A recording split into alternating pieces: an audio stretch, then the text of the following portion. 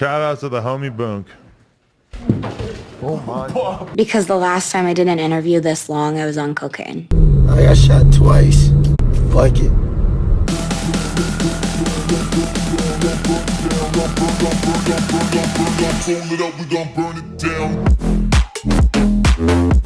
Bang bang! What's up, everybody? It's iCkEdMeL. I got Ricardo with me here again, and we're gonna be talking a little bit about the Demi Lovato situation, and also maybe talking about a little bit of Boonk gang. I'll play some clips if you haven't seen the clips on the No Jumper podcast and what happened in the situation. This interview going viral. Listen, I'm a slow my black and I'm in here. It's cool. So what's going on? I'm gonna be honest though. I don't really think we should be doing an interview because you're a little fucked up, and I just don't think it. You know, you probably shouldn't just be on camera like that. No. You could be on your social media like that. Shout out to the homie Boonk. Oh my. Bro. Help me with this nigga, bro. Okay. All right. Your face straight, man. All right. You good? You good? Yep. Man, add me. I'll take a picture. That's good. Demi Lovato was recently hospitalized. She had an overdose. As most people probably know, it was speculated originally that it was heroin. Now they're saying that's not what it was, and they're not being open about what it was. There's a story, a bunch of news articles are reporting on it. I'm looking at people.com, and they were saying that they were friends, they were binging that night or the night before. Well, it says here in quotes, she and her friends were on a binger the entire night, and they kept Narcan on hand for such situations. A lot of people now, the recent thing too is that Narcan's over the counter now. It used to be prescription only, so now you can go to like CVS, Walgreens, and all that stuff, and you can buy this stuff. Well, I'm kind of curious. How do you feel about that, the Narcan being over the counter too? I mean, I think it's kind of a good thing. Do you think it could promote people going to crazier lengths since do you think it's going to make people go to further lengths knowing that they have that safety net of having Narcan on hand? I think it's good. It's over the counter. It's not bad. It's not that the fact that it's over the counter that's going to make somebody decide whether they're going to go all out on drugs or not. Having it available like that can only help a already fucked up situation. But no, I think the fact that it's over the counter is fantastic. I think it's a good thing too. I'm sure it's saved a lot of lives. I think there was even like a Narcan back order for a while. She recently came out with a song, "Sober," where she admits that they said she was sober for like 6 years. 9 years. Okay, 9 years. But some people were saying there was rumors going around that it's been up and down, that she wasn't really completely sober those 9 years. Narcan's used for opioid overdose, I believe. So she must have had some sort of opioid in her system, allegedly. The whole thing I was telling you earlier too was, the people, the Demi Lovato's crew that she was hanging out with, they had that with them. But here's the thing: we don't know the context of they had it with them. Maybe it's that one publicist or that one person with her that was looking out for her that brought it. There has been cases where groups get together, kids get together, and they're gonna go really, really hard, and they get Narcan to in case shit happens. But in most cases, when you okay, let's have a night of complete fucking trashness. Yeah, let's get some Narcan and to counteract anything happen. So the fact that if that's the case, paints a whole different picture. I guess it goes to show too. I mean, I've said this in other videos with Anthony Bourdain and all that stuff. The money thing doesn't mean anything really as far as drug use, depression. If anything, it might even make it worse for some people. Yeah, 100%. Can't control it, right? We were talking about the other gentleman that we're going to talk to you about in a second. It says here too, she performed just 2 days before her hospitalization, and the song is a pretty big hit. The Sober song. Yeah, it speaks to a lot of different people. I mean, right. She's already has a following. Don't get me wrong, this chick is talented. Right, It's very talented. Some people don't think so because she has made the mistake of performing under the influence. Oh, has she? I didn't know that. Yeah. I think that I'm not 100% for sure about this particular case. Right. But I think that when she was a judge in America's Got Talent, she performed. Her performance in that show live, influences. I had anxiety around this interview. Why is that? Because the last time I did an interview this long, I was on cocaine. It was called Staying Strong. Hence, which I think was one of the worst performances. Don't wanna break your heart when I give your heart a break. I know you're scared it's wrong, like you're not making a mistake. But other than that, like from at least from what I've seen from her and heard from her, she's fantastic. She's very, very talented. Very, very talented. I was looking to a little bit of her history too, and I was hearing or I read that she went at one point. She went to like a sober living home too and stuff when she was getting sober. But that's the thing, like, and I understand how this can happen. But you brought this up, most the fact that she did that is fantastic. I think the fact that she did go through that breaking point where she understood that she needed to get sober is huge. But you're also doing yourself a disservice that after you get sober, mix yourself with people that are gonna, are the same people that put you in that position. I don't want to say put you in that position because you make your own decisions, but they're going to show you that they're still going to tempt you with that. Yeah, because exactly. as much as she understands that it's bad and this and the other, when you do drugs, and I've never done drugs in my life, but I've dealt with. We've all done drugs. I've never done. Well, okay. I've never done recreational drugs in my life. It's just as much as you do link drugs to horrible things, you still remember the good things that you as far as like the numbing the issues and a lot of people stress and so forth and so on. So I understand why you go back to it, but I think her biggest issue is the people that she surrounds herself with. You can't. Yeah, no, that's for sure. I mean, even growing up and just remembering some of the stuff that I've gone through, I've had to separate myself from certain people because there's just certain people that you're around that are just going to trigger those things and are going to put you in those situations to, if you have a problem with certain things, there's people that are going to encourage that. And it kind of makes me think now, I know you briefly looked at and I was showing you the Boonk, whatever his name is, Boonk. And he went on this podcast, No Jumper, a really popular podcaster. And he went on there and he was just completely gone, completely wasted. The people that he was with obviously don't care about his well-being.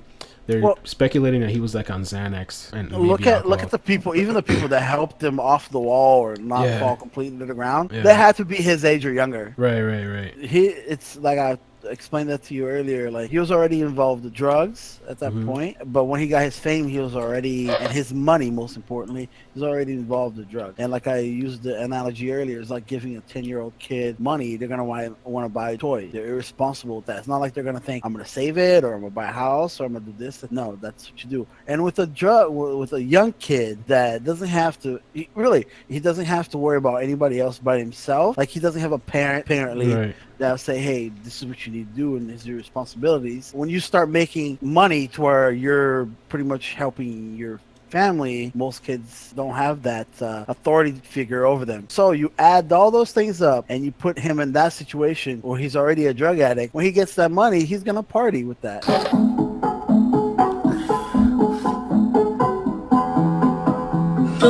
And I actually felt bad for him at first when I watched this thing. I felt bad for him, like damn, like the people he surrounds himself with. And I also thought about myself, like times I've been wasted. And I've even had friends. I mean, there was one situation that like I drank way too much, and my friends that I was with, first of all, I left my phone behind. So you know, if I'm leaving my phone behind, something's wrong. I was walking out without shoes on, and one of my friends walked me to my car. I couldn't even open the door. I was trying to get. I might have even told you this story before. So he helps me open the door, puts the keys, like, all right, bye. You know what I'm saying? Like that's the kind of stuff that like you're surrounding yourself with the wrong people kind of situation. And this guy, I felt bad for him because I could see that kind of stuff, but then at the same time I'm looking at his Twitter, and I initially followed him and then I unfollowed him because then now he's promoting drug use. One of the tweets is like, my whole life people push me away acting like they care about me. That has nothing to do with drugs, but under that it says drugs make everything feel better. Then under that, stay high and live life. So I just to me it's like, it's one thing to like do that stuff and be under the influence, whatever, and you're getting trashed, but then when you have a huge following like that and you know there's kids watching you to promote it, I think it's trashy. I think it's kind of trashy. I think he's influenced by that. He grew up like judging by his age to think that way. And the funny thing here is July 15th, he said, don't take drugs if you can't control yourself. Shout out to the homie Boonk. Oh my. Bro. Help me with this nigga, bro. You guys watched the video?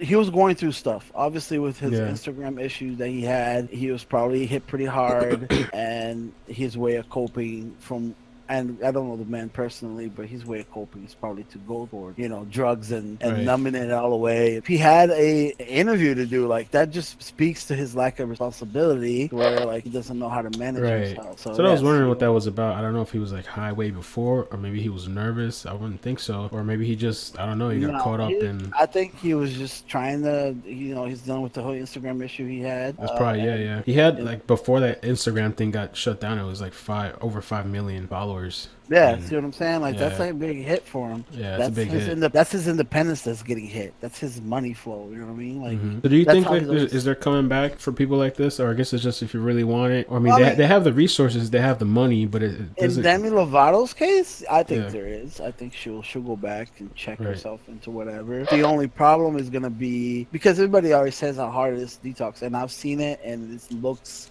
horrific. It looks amazingly hard. I understand, but I understand, at least from a medical point of view, and more of a psychological, really. After that's done, because you're still a slave to it, kind of. Right, really, it's to like be a honest. lifelong battle kind of Yeah, thing. and you have to go the extra mile, manage it forever. Like, you are literally, it's just like an AA meeting kind of deal. Like, you are forever an alcoholic or an addict. Right. You're gonna have to manage that into your schedule every day, forever. For her not to limit her interactions with people that have not taken that step, it makes it that much harder for her. And I don't think she knew that until this particular episode, or however many episodes or relapses she's had. Right. But at one point, she's gonna have to realize, I'm like, okay, I want to get sober. At least from outside source looking in, it seems to me she wants to get sober, but she's gonna have to realize that she's gonna have to go the extra mile, limit her interactions with those people, and limit. There was some information they were saying here too that, in quotes, Demi began to feel belief that total abstinence is the only way to deal with addiction is false. My question to you,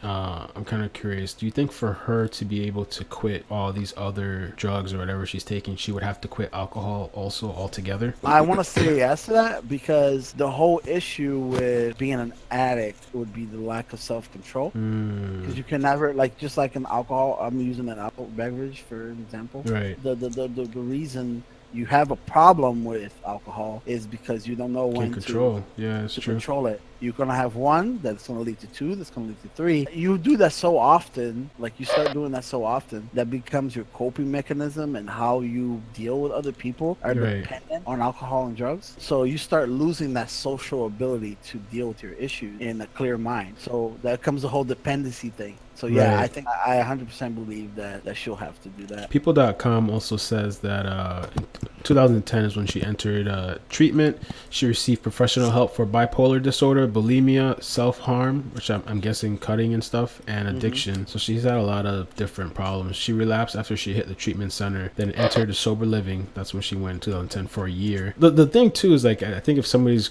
like really crashing, if somebody wants to do something too, you can't control them. Can't like force them, I guess. But the best thing that if somebody's struggling with something is just surround yourself with the right people. When you're constantly around the people that are having the same problems as you, and you're trying to get through it, and you're all like, you're just gonna, it seems like you're gonna bring each other down. You need people that are gonna ground you. You know, I have some people like that in my life when I start to like go off the curb or whatever, and you need people that are gonna be honest with you, because it seems like maybe she is, and definitely Boonk is, for these people to let him come on here on this thing like this to completely embarrass himself. Maybe this will look good for him too. I don't know. It's kind of sad looking at it a little bit. I don't know if it would be a good thing, but the way social media is, who knows? Maybe it'll be a good look for him. You were talking about how she was sober, or she entered a facility in 2010. Yeah. Yeah, see, like, she relapsed, from what I understand. She relapsed again, like, 3 years after that. Oh. Like, she was a X Factor judge, and I remember, if I remember correctly, she left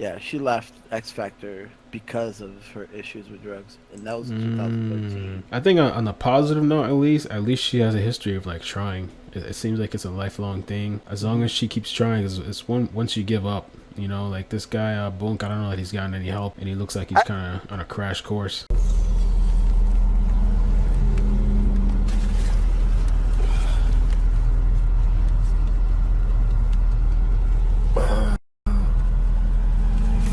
My shit leaking.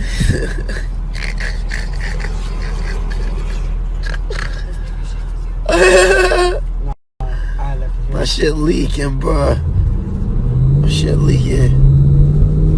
I got shot twice. Fuck it. Yeah, I mean, I honestly doubt it. I mean, I don't know much about him per se. I'm not a particular follower of the guy, but you gotta also understand, like, he doesn't have somebody that's gonna be influence to him. He's mostly an influence because of his importance. He's mostly an influence to the people that is around him. Maybe he has that one friend that tells him how it is, but most likely he doesn't. Definitely surround yourself with better people. I don't know who she surrounds. I mean, I don't know any of these people who they surround themselves with, but definitely Boonk Gang. From when I watched the beginning of the thing where the people like propped his body up and had to sit him down and like coached, like he could. The guy was so just gone, and to jump on YouTuber's live stream podcast that has 2 million subscribers, somebody should have pulled him off of that, you know. And Demi too. Demi needs to change the people around her. So I mean, hopefully she gets some help after this. I do feel sympathetic. I feel a little bit less sympathetic towards Boonk. I don't know, maybe because he's promoting this stuff to kids. I don't think he should be promoting it, but maybe that's his way of expressing himself. I don't know. Well, the whole thing is, look at what influences him. Hip hop, like, as far as, and that's what hip hop does too, right? Yeah. Well, yeah, I mean, I'm one of those people that doesn't believe that artists and lyrics and music should be a determining factor in who you are as a person. Obviously, be your parents, your family, and all that, but in some cases, that doesn't happen. I don't know his family life, but yeah, I mean, on his case, from outside looking in, again, from very, very far outside looking in, he was influenced by social media. He makes his living out of social media, and you know what I mean. So he has to do this like crazy glorifying stuff. Yeah, the whole glorifying of, I mean, alcohol and drug use and gang life and being a fucking thug or whatever the hell may be that are in current hip hop lyric that I'm assuming he's influenced by is gonna lead him down that path, which is unfortunate, but it's what he has to deal with. And again, he's young, unfortunately, he's really young. And the reason I'm more optimistic about her is because she's already taken that step. I think he's still years away from realizing what that'll do to him. And the dangerous thing too, I guess before we end this off, is the dangers. Like I think the guy's name was Lil Peep, the rapper, he was taking Xanax, but he got some mixed stuff, and the Xanax had fentanyl in it. Fentanyl is super, super strong. It's very potent, and that's how he died. You know, they use fentanyl because it's so strong, and it's actually very cost effective, but the doses are, you got to use such tiny, like, micrograms of fentanyl. People started getting dependent on feeling a certain way, like feeling that way. Right. I mean, I know people that have gotten completely messed up off of Monster and NyQuil. Jesus you know Christ. What I mean? Yeah, like this kid was in a coma for a coma? 4 months. He was going through stuff, like his wife cheated on him or whatever, and he decided that, and I'm going to the military on this one, we were deployed to Iraq, and this kid decided that he was going through stuff. We didn't have alcoholic beverages in Iraq, so he decided to make his own, and he went with NyQuil and Monster. Jesus Christ. Got really, really messed up, and he was in a coma for like 4 months. Yeah. Benadryl can cause you to hallucinate. That's what's in NyQuil. Don't even get me started on over the counter. Benadryl can. Please don't. Thanks for watching, guys. Make sure you hit the like button, subscribe button, and peace. I see potential subscribers. Peace, love, prosperity. Subscribe. All right.